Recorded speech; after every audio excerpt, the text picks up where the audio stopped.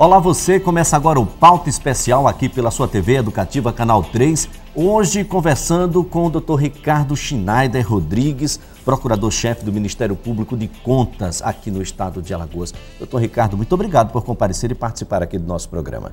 Eu que agradeço, Elias, a oportunidade e sempre à disposição para esclarecer um pouco mais sobre o Ministério Público de Contas. Pois é, Ministério Público de Contas termina sendo um termo novo para a comunidade. O que vem a ser e qual a sua função aqui no estado? Então, Elias, o Ministério Público de Contas, realmente aqui no estado, ele não é muito conhecido, tendo em vista que desde 2004 não havia nenhum membro lá atuando, né? O último membro se aposentou. Foi feito o concurso e somente agora, em março deste ano, em 2011, que nós entramos lá no Tribunal de Contas, no Ministério Público de Contas, e passamos a atuar. Muito embora ele já exista desde antes da Constituição de 88, e em muitos estados ele já tem a sua estrutura formada e já atua há bastante tempo. A nossa atribuição é justamente a defesa da ordem jurídica junto ao Tribunal de Contas. E o que é isso? Assim como o Ministério Público Estadual, ele busca defender a ordem jurídica, defender os interesses da coletividade na Justiça Estadual, o Ministério Público do Trabalho junto à Justiça do Trabalho, o Ministério Público Federal na Justiça Federal, o Ministério Público de Contas, ele também faz essa defesa junto ao Tribunal de Contas. E acaba, então, as atribuições do Tribunal de Contas na fiscalização são as nossas atribuições também. A gente também exerce a fiscalização tanto dos gastos públicos quanto da arrecadação feita pelos jurisdicionados, né, que se chamam lá, que são os municípios, os gestores dos municípios, os gestores do Estado, também os gestores de todos os poderes, do Poder Legislativo, do Poder Judiciário. E nessa fiscalização que o Tribunal de Contas deve fazer, nós também fazemos. Qual é a diferença?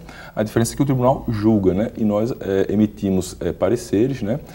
Dando a nossa posição de como o Tribunal deveria seguir, né? O entendimento nosso, e também podemos provocar o Tribunal com representações, recorrendo de algumas decisões que haja um entendimento de que poderia ser de uma outra maneira. Então, em síntese, é isso que é o Ministério Público de Contas. Pois é, o Ministério está inserido na própria estrutura física, né, do Tribunal de Contas. Nós tivemos recentemente uma operação da Polícia Federal, em conjunto com a Receita Federal, apontando aí a possibilidade, a suspeição de um desvio aí de 100 milhões de reais, é muito dinheiro para um estado muito pobre, mas diz respeito a algo muito parecido com o que aconteceu, por exemplo, numa outra operação, a Operação Taturana na Assembleia Legislativa do Estado.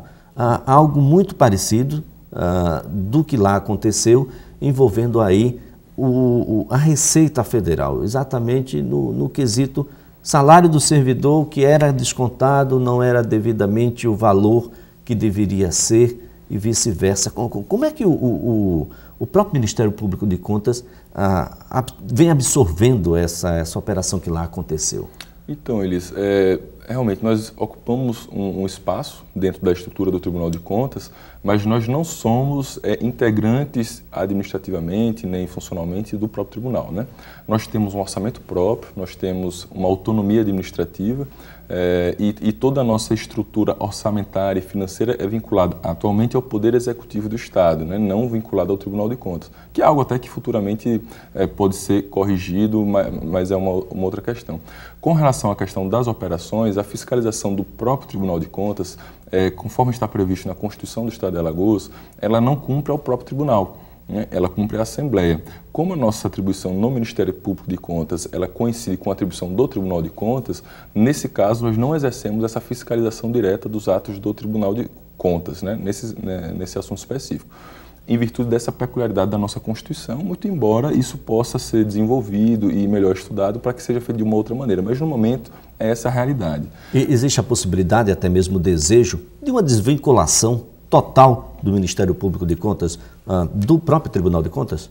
Essa desvinculação hoje existe de forma bastante acentuada. O que nós precisamos diferenciar, o que precisaria evoluir, essa é a melhor expressão, evoluir, é no sentido da gente ter mais autonomia financeira, né?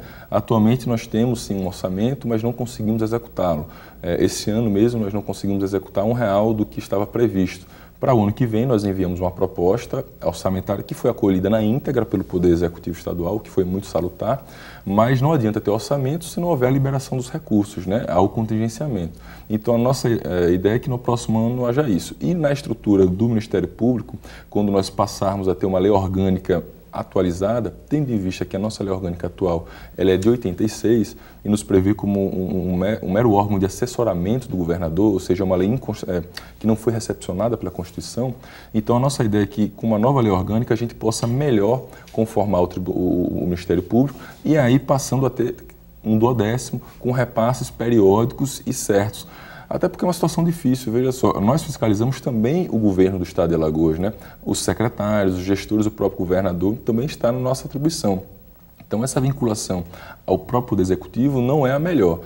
Por outro lado, a vinculação ao Tribunal de Contas também não é a melhor vinculação, tendo em vista que a gente tem embates diários, muitas vezes as nossas posições colidem com as posições dos conselheiros, o que é normal dentro de um colegiado. Então, no nosso entendimento, a melhor posição para o Ministério Público é uma posição de autonomia, de independência, recebendo um repasse via do 1/10, e como é com o Ministério Público Estadual, obviamente com a proporção dentro do que a gente tem em termos de estrutura funcional, que é bem mais reduzida. Isso é um fortalecimento, inclusive, da democracia. Eu penso que sim. Eu penso que o fortalecimento dos órgãos de controle, como o Ministério Público Estadual, o Ministério Público de Contas, o próprio Tribunal de Contas, o fortalecimento de todos esses órgãos é salutar. Na nossa atividade diária, a gente percebe que muitos dos equívocos que são detectados, especialmente nos municípios, que é a atividade onde a gente mais detecta problemas, se deve muito à falta de fiscalização. A falta de fiscalização ela deixa o gestor muito à vontade para cometer alguns desatinos, muitas vezes, e eu penso que esse fortalecimento desses órgãos fortalece a democracia, né? Dá para a sociedade a ideia de que as coisas estão evoluindo, estão melhorando, e juntamente com o controle que a própria sociedade deve exercer também, né? Eu penso que não é só esses órgãos que vão resolver os nossos problemas, a própria sociedade também tem que se engajar. Mas a evolução desses órgãos de controle, juntamente com a sociedade, com o amadurecimento da sociedade, é o caminho para a gente evoluir nesse aspecto, em termos de corrupção, em termos de melhoria dos serviços públicos. Pois é, né? Corrupção é uma palavra que, infelizmente, nós temos no dia a dia da comunidade, sobretudo no dia a dia da gestão pública, da gestão do dinheiro público. O que é que falta? Nós temos poucas instituições para combater, o arcabouço jurídico propicia a atuação criminosa nessa área? Olha, nós temos, eu acho que, inúmeras instituições e muitas já vêm atuando muito bem e outras precisam de algumas melhorias. Por exemplo, nós temos o Ministério Público Federal, muito bem aparelhado, muito bem estruturado, o próprio Ministério Público do Estado de Alagoas, com quem nós temos uma parceria excepcional, atuando em vários casos, né, em conjunto, eles já têm uma estrutura mais consolidada. No nosso caso, a gente precisa também avançar nesse sentido de ter uma legislação atualizada que venha nos proporcionar alguns mecanismos que hoje estão um pouco obscuros, que não se tem tanta clareza. Eu acho que esse seria um caminho para isso. E, além disso, também algumas outras instituições que poderiam evoluir, como o próprio Tribunal de Contas, já vem evoluindo, de certo modo, até o advento que houve dessa operação, que realmente deixou as coisas um pouco mais tumultuadas, mas o ingresso de um auditor concursado, na minha opinião, é um avanço. Futuramente, quando ocorrer o ingresso de um novo conselheiro advindo dos membros do Ministério Público de Contas, será um novo avanço. Nesse aspecto, a legislação já existe, né? A Constituição, desde 88, ela determina que dos 7 conselheiros que lá estão, 2 deveriam ser concursados. Infelizmente, somente neste ano, em 2011, é que um entrou. Então, nós fazemos voto para que seja cumprida a Constituição na escolha dos conselheiros, né? E respeitando aqueles que são da origem do Ministério Público, da auditoria, e aí já vai ser, na minha opinião, mais um avanço. Então, eu diria que 90% do aspecto da legislação está pronto. Pouca coisa deve ser melhorada e, na verdade, é implementar aquilo que a própria Constituição já prevê. Pois é, a própria composição do Tribunal de Contas do Estado já deixa uma série de interrogações. Essas interrogações são públicas, desde a escolha no processo da Assembleia, escolha sempre eivadas de suspeições, de questionamentos por parte de órgãos públicos, como, por exemplo, a Ordem dos Advogados do Brasil, que tem ações, inclusive, acerca dessas indicações. E, claro, se você não compõe bem, um pouco mais adiante a gente vai ter uma série de problemas. É verdade. A Constituição, ela estabelece na composição que haja, sim, uma indicação de pessoas vindas, uma indicação pela Assembleia, de 4 vagas, uma indicação pelo Poder Executivo de livre escolha e 2 dessas vagas. Lembrando que essa indicação da Assembleia não é indicação de um deputado. Não, exatamente. É uma indicação pela Assembleia. A gente fica perguntando onde estão aí os professores universitários, exatamente, onde estão os profissionais liberais, enfim. Exatamente. Qual é a ideia do Constituinte, né, na minha opinião? O Constituinte, ele quis que a população, o povo, por meio dos seus representantes mais diretos, que é a Assembleia, escolhessem pessoas, mas não é qualquer pessoa. Essa pessoa ela tem que ter notórios conhecimentos, uma reputação ilibada, ela tem que ter uma atividade no serviço público de pelo menos 10 anos. Então, ele queria, né, o Constituinte, que a Assembleia escolhesse 4 pessoas com esses requisitos. E pode ser qualquer pessoa nessa vaga, não precisa ser necessariamente um parlamentar. Pode ser, como foi bem dito, um professor universitário ou um advogado reconhecidamente experiente, que possa contribuir. E eu creio que no Estado de Alagoas nós temos várias pessoas que se enquadram nesse perfil e que podem vir a ocupar um assento no Tribunal de Contas, seja por indicação da Assembleia, seja por indicação do próprio governador, e também pode até ser um parlamentar. Não estou dizendo que também não pode ser. Pode ser também um parlamentar, mas sempre observando esses princípios, esses requisitos constitucionais.